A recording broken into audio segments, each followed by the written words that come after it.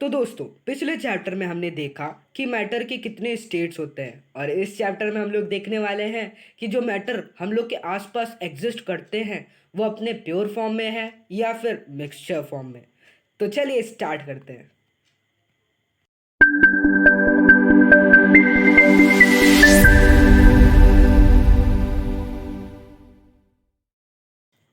Hello guys and welcome back to class study. As you can see in this video lecture we are going to start a new and interesting chapter, that is matter around us pure। तो जैसा कि मैंने बताया आप लोग को starting में इस वीडियो के कि हम लोग इस चैप्टर में वो जो मैटर हमने पिछले चैप्टर में देखा था उसको थोड़ा चेक करने वाले हैं कि वो अपने प्योर फॉर्म में एग्जिस्ट करता है या नहीं। तो चलिए बिना कोई टाइम वेस्ट किए स्टार्ट करते हैं। तो जैसा कि आप लोग देख सकते हो ये है हमारा चैप्टर। तो अब हमें इस सब चीज़ों पे टाइम वेस्ट नहीं कर रहा, हमें देखना है कि हमें इस चैप्टर में पढ़ना क्या है। ये सारी चीज़ें तो तुम्हें पता है, फिलहाल जो नहीं पता उसके बारे में देखते हैं जो कि हमें इस चैप्टर में देखने को मिलेगा। तो दोस्तों, हमारे आसपास जितनी भी चीज़ें हैं हम उसे प्यार से एवरीथिंग बुलाते हैं। So everything is divided into two equal parts. First one is matter and second one is energy. तो जो मैटर है वो तो हमने पिछले चैप्टर में पढ़ लिया, एनर्जी को हम लोग यूज़ करते हैं। अब जो मैटर की मैं अगर बात करूँ तो मैटर वही सारी चीज़ें हैं जो सब्सटेंस है।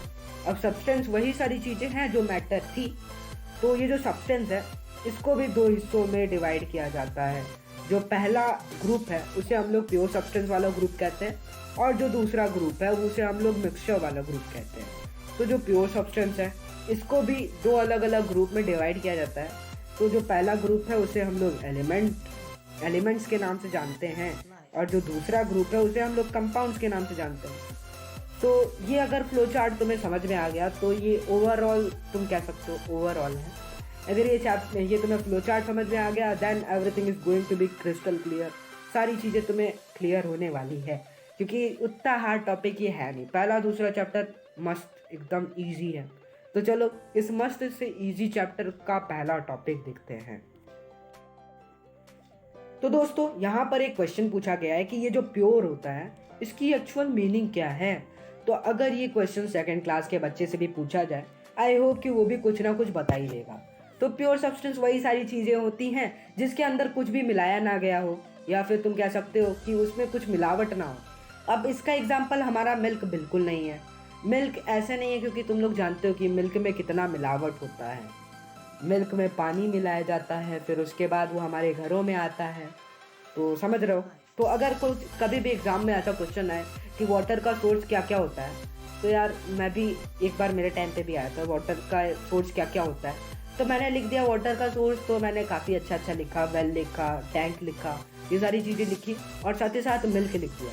तो नंबर कट गया यार, मुझे अभी तक नहीं समझ में आया ठीक बताओ। मिल्क भी तो होता है यार सोर्स एक अच्छा खासा, उसमें भी तो होता है पानी। आई डोंट नो यार क्यों नंबर कटा, प्लीज़ बताना। फिलहाल अब ये दूसरा वाला पॉइंट देखते हैं। तो दूसरे वाले पॉइंट में ये लिखा गया है प्योर सब्सटेंस वो सारी चीज़ें होती हैं जिसमें एक सिंगल टाइप के पार्टिकल्स हों। जैसा कि अगर मैं वाटर की बात करूँ तो वाटर में प्योर सब्सटेंस वाटर का पार्टिकल क्या होता है, वाटर का पार्टिकल H2O होता है। तो वाटर तुम अगर कहीं का भी ले रहे हो तो उसमें H2O तुम्हें दिखेगा ही। तो इसका मतलब वाटर क्या है, वाटर एक प्योर सब्सटेंस है। वो दूसरी बात है कि थोड़ा बहुत उसमें विटामिन होते हैं। तो मैं विटामिन की नहीं बात कर रहा हूँ, मैं बात कर रहा हूँ पार्टिकल्स की। और आजकल तो पानी में भी कुछ कुछ हो रहा है मिलावट। फिलहाल अब देखो हमने मिलावट की बात की और मिलावट आगे 100 साल जिए गई है। तो अब हम लोग मिक्सचर्स की बात करने वाले हैं। अब ये मिक्सचर्स क्या होते हैं इसको भी देख लेते हैं। तो मिक्सचर वो सारी चीज़ें होती हैं जो एक या एक से अधिक पार्टिकल से कंपोज की जाए या फिर किसी प्योर फॉर्म में हम कुछ ऐड कर देते हैं तो वो भी तो मिक्सचर हो जाता है। यही सारी चीज़ें लिखी गई है इसमें। तो बेसिकली हम लोग क्या करते हैं, हम लोग एक प्योर सब्सटेंस को अगर दूसरे प्योर सब्सटेंस में ऐड कर दें तो वो एक बन जाता है मिक्सचर।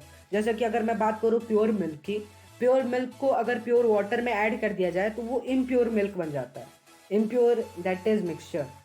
तो वो मिल्क का मिक्सचर बन जाता है। चलो कोई बात नहीं, मिल्क पे कुछ ज़्यादा ही मजाक हो गया, अब मिल्क पे मजाक नहीं करेंगे। तो दूसरा दोनों पॉइंट मैंने तुम्हें समझा दिया। यहाँ से हमारा मिक्सचर वाला टॉपिक भी क्लियर होता है। अब यहाँ पे हम प्योर सब्सटेंस और मिक्सचर को डिफ्रेंशिएट करेंगे। पहले एक बार जो मैंने तुम्हें बताया वो बता देते हैं। प्योर सब्सटेंस वो सारी चीज़ें होती है जिसमें मिलावट ना होता हो, और मिक्सचर वो सारी चीज़ें होती हैं जिसमें मिलावट होता है। तो आई होप कि तुम्हें ये बेसिक चीज़ तो क्लियर होगी। फिलहाल इस टाइप के क्वेश्चंस आते हैं एग्ज़ाम में, और 9th क्लास में यार टीचर लोग का फेवरेट जो क्वेश्चन है वो यही होता है, फेवरेट मोस्ट फेवरेट क्वेश्चन। यार मैं तुम्हें बता दूं, जब मेरे एग्ज़ाम्स होते थे तो हर यूनिट टेस्ट हो, पीए हो या फिर हाफ ईयरली हो, तीनों टाइम लगातार ये वाला क्वेश्चन अपीयर हुआ था।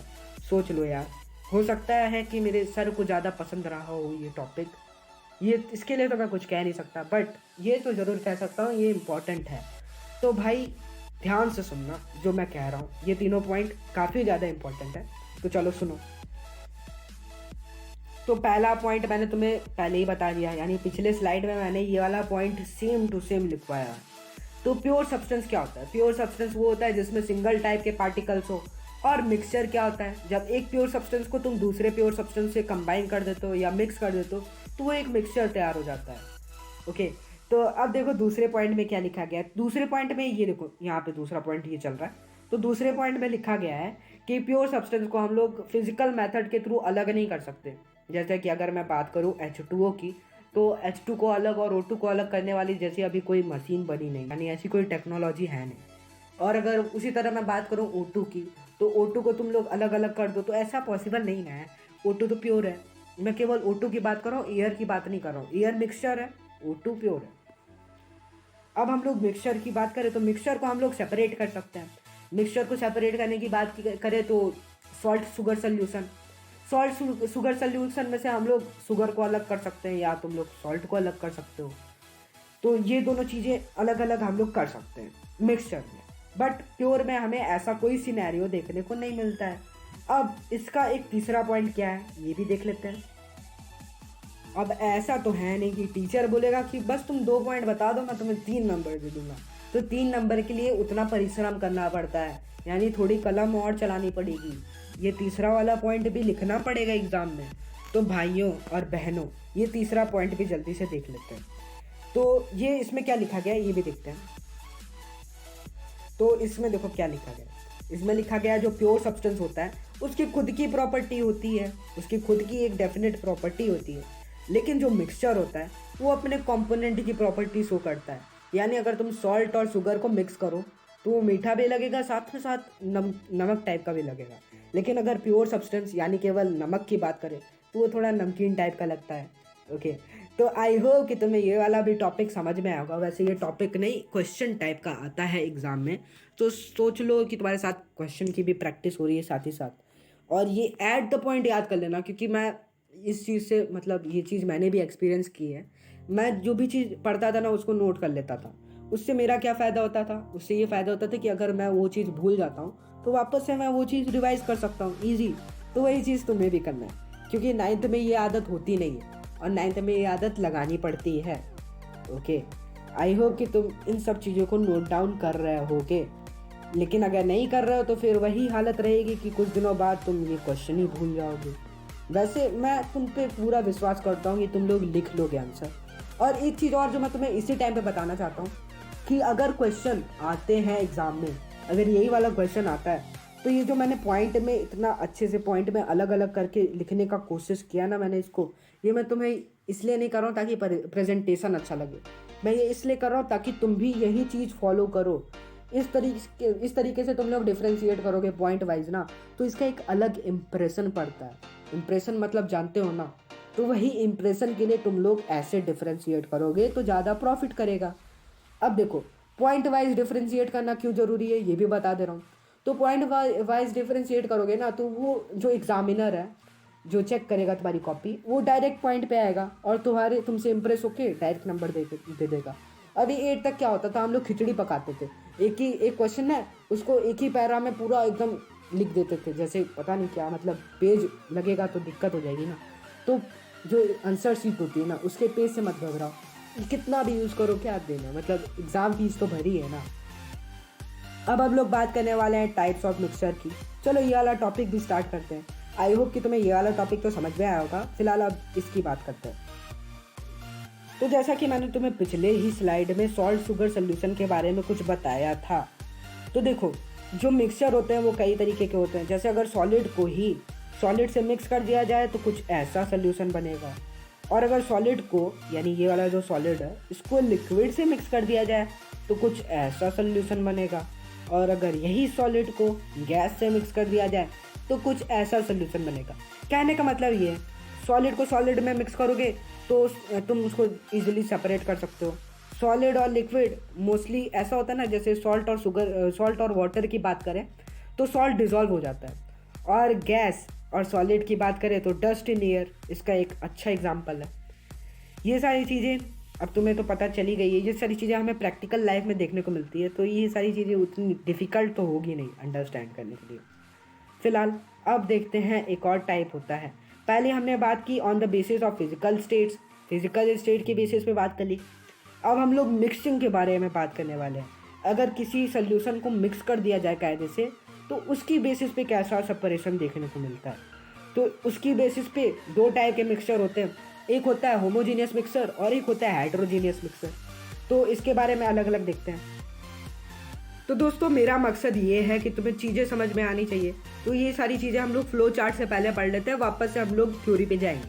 तो देखो हेटेरोजीनियस मिक्सचर की अगर बात करें तो इसमें तुम लोग देख सकते हो कि ये जो पर्पल वाला मॉलिक्यूल है, या तुम कह सकते हो ये जो पर्पल वाला पार्टिकल है, ये पहले रो में तो 3 है, लेकिन अगर लास्ट रो की बात करें तो इसमें पर्पल वाला जो मॉलिक्यूल है ये केवल 1 है। रुको यार, ये क्या हो रहा है मेरे साथ। तो ये जो पर्पल वाला मॉलिक्यूल है ये 1 है। तो देख सकते हो इसमें कॉन्टिन्यूटी नहीं होती है, यानी जो लेवल होता है, मतलब जिस लेवल पे उसको मिक्स किया जाता है वो कंटिन्यू नहीं होता है, मतलब कॉन्टिन्यूस नहीं होता है। जैसे देख सकते हो कहीं पे कंसंट्रेशन ज़्यादा होगी किसी चीज़ की तो कहीं पे बिल्कुल नहीं होगी। जैसे ये वाला इधर तुम देख सकते हो इधर बिल्कुल ही कम है इस वाले में। वहीं अगर हम लोग होमोजीनियस मिक्सचर की बात करें तो इसमें एकदम कंटिन्यूटी होती है, मतलब सब कुछ रेगुलर चल रहा होता है, सब कुछ रेगुलर। तो ये सारे डिसिप्लिन वाले हैं। तो देख सकते हो तुम लोग पहले रो की बात करें तो पहले रो में 2 पर्पल 2 ग्रीन, दूसरे रो में बात करें तो इसमें भी 2 पर्पल 2 ग्रीन, तीसरे रो में भी 2 पर्पल 2 ग्रीन, और चौथे रो में भी 2 पर्पल 2 ग्रीन, इसी तरह 5वें रो में भी। तो तुम लोग देख सकते हो कि होमोजीनियस और हेटेरोजीनियस कितना इजी टॉपिक था, और बच्चे इसी में कंफ्यूज हो जाते हैं यार। मतलब थोड़ा ये सब थोड़ी कंफ्यूज होने वाला है जैसा टॉपिक है। हेटेरोजीनियस होमोजीनियस आई होप कि तुम्हें क्लियर हो गया होगा। नाउ वी आर मूविंग नहीं, अब हम लोग उसके थोड़े एग्जाम्पल देखने वाले हैं। तो सबसे पहले मैं तुमको 2 चीज़ क्लियर कर लूँ। जो सॉल्यूट होता है ना वो वो चीज़ होती है जो घुल जाती है, मतलब डिज़ोल्व हो जाती है। जैसे शुगर डिज़ोल्व हो जाता है, तो इस केस में शुगर सॉल्यूट है। बट अगर वाटर की बात करें तो वाटर डिज़ोल्व थोड़ी होता है, ये तो डिज़ोल्व करता है ना। तो जो चीज़ डिज़ोल्व करता है वो सॉल्वेंट होता है। आई होप कि तुम्हें सॉल्वेंट और सॉल्यूट में कोई डाउट नहीं होगा। अब हम लोग शुगर सॉल्ट सोल्यूशन की शुगर सॉल्ट यार क्यों आ रहा है बार बार। Now I am talking about sugar water solution. तो शुगर वाटर सोल्यूशन में हमने शुगर ऐड किया, देखो शुगर यहाँ पे देखो दिख रहा है, कुछ समय पहले जब हमने ऐड किया वाटर भी दिख रहा है, लेकिन कुछ समय बाद कुछ ऐसा सिनेरियो हो जाएगा। अब अगर ये वाटर जो शुगर है वो पूरी तरीके से जब डिज़ोल्व हो जाता है, तो जब तुम इसको पियोगे तो स्टार्टिंग में तुम्हें जैसा टेस्ट आएगा, अगर उसको एंड तक लेके जाओ तो तब भी वैसा ही टेस्ट आएगा। इसका मतलब तुम क्या कह सकते हो, थोड़ा सोचो कि ये कौन से टाइप का मिक्सचर होगा। अगर तुम लोग कह रहे हो भाई हेटेरोजीनियस मिक्सचर, तो एक काम करो, इस वीडियो को थोड़ा पीछे लेके जाओ, वापस से टॉपिक देखो। ओ भाई इतना तो अच्छे से समझाया, अब क्या डाउट रह गया इसमें। तो इसमें देखो स्टार्टिंग में भी सेम रेशियो था, लास्ट में भी सेम रेशियो था। वहीं अगर हम लोग पीछे आए, इसको भी तो देखो भाइयों, इसमें भी स्टार्टिंग में सेम रेशियो है और एंडिंग में भी सेम रेशियो है। दैट मीन्स कि ये होमोजीनियस होना चाहिए। तो अगर तुम लोग सोच रहे हो कि शुगर वाटर होमोजीनियस मिक्सचर है, देन वेल एंड गुड, तब तुम्हारा टॉपिक क्लियर है भाई साहब। अब हम लोग हेटेरोजीनियस मिक्सचर की भी थोड़ी बात कर लेते हैं, नहीं तो हेटेरोजीनियस को थोड़ा बुरा लग जाएगा। तो हेटेरोजीनियस के एग्जाम्पल के लिए तुम लोग वाटर तो लो ही एज अ सॉल्यूट, तो सॉल्वेंट। तो वाटर में हमें क्या मिलाना है, वाटर में हम डिज़ोल्व कराएंगे ऑयल को, लेकिन ऑयल डिज़ोल्व होगा नहीं, तो इस केस में ऑयल सॉल्यूट है नहीं। लेकिन शुगर तो डिज़ोल्व हो गया इसलिए उसे सॉल्यूट कहते हैं, बट इस केस में ऑयल डिज़ोल्व होने वाला नहीं है, तो इस केस में जो ऑयल है, ऑयल को हम लोग सॉल्यूट नहीं कहने वाले। तो देखो, जो ऑयल है तुम जानते हो ऑयल वाटर में डिजॉल्व होता नहीं है। फॉर एग्जांपल तुम लोग कैरोसिन ऑयल ले सकते हो इस प्रैक्टिकल के लिए मोस्ट प्रेफरेबल। तो तुम लोग देख सकते हो कि अगर यहाँ पे इधर की बात करें वाटर और ऑयल का रेशियो, तो इधर वाटर और ऑयल का रेशियो कुछ और है, यहाँ पे ऑयल बिल्कुल ही नहीं है। यहाँ पे बात करें तो यहाँ पे वाटर और ऑयल का रेशियो कुछ और है, और अगर यहाँ की बात करें तो यहाँ पे भी वाटर और ऑयल का रेशियो कुछ और है। तो देख सकते हो कि ये कैसा, मतलब ये कैसा मिक्सचर होगा। फिर से मैं तुमसे जानना चाहता हूँ। तो भाई साहब तुम लोग अगर हेट्रोजीनियस कह रहे हो तो बिल्कुल सही यार, मेरी तरफ से एक शाबाशी, मेरी तरफ से एक शाबाशी, ऑनलाइन शाबाशी, ट्रांजैक्शन कर रहा हूँ मैं शाबाशी की वजह से।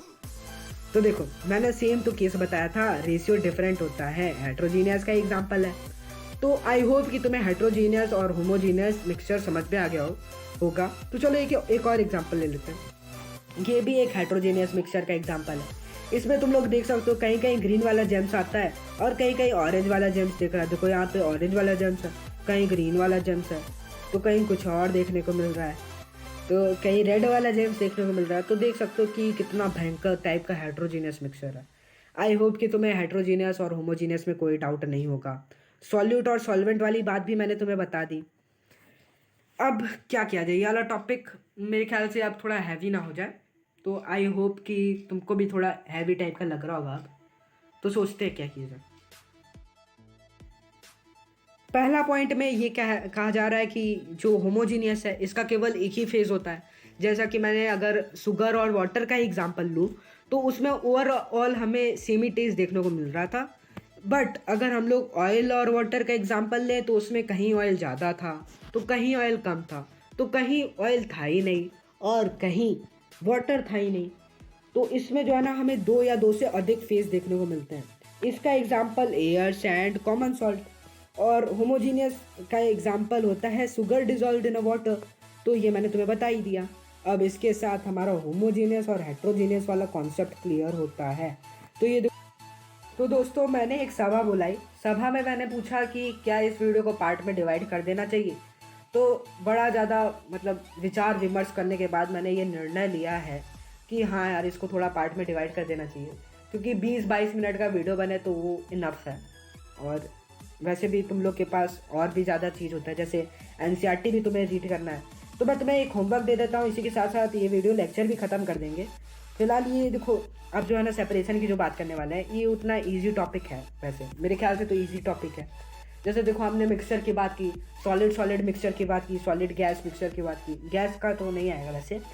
तो इन सब चीज़ों को हम लोग सेपरेट करने वाले हैं। जैसे देखो ये वाला वाटर और कैरोसिन ऑयल का मिक्सचर है, इसको कैसे सेपरेट करते हैं। तो ये सारी चीज़ें हम लोग नेक्स्ट वीडियो में कवर करेंगे। तो हम लोग के पिछला जो अभी तक हमने हेट्रोजीनियस और होमोजीनियस वाला टॉपिक पढ़ा, थोड़ा हैवी टाइप का था, उस पर कुछ इम्पैक्ट नहीं पड़ेगा। So guys I am going to end this session. We will meet in next video. तब तक के लिए सेफ रहो, एंजॉय करो, बाय।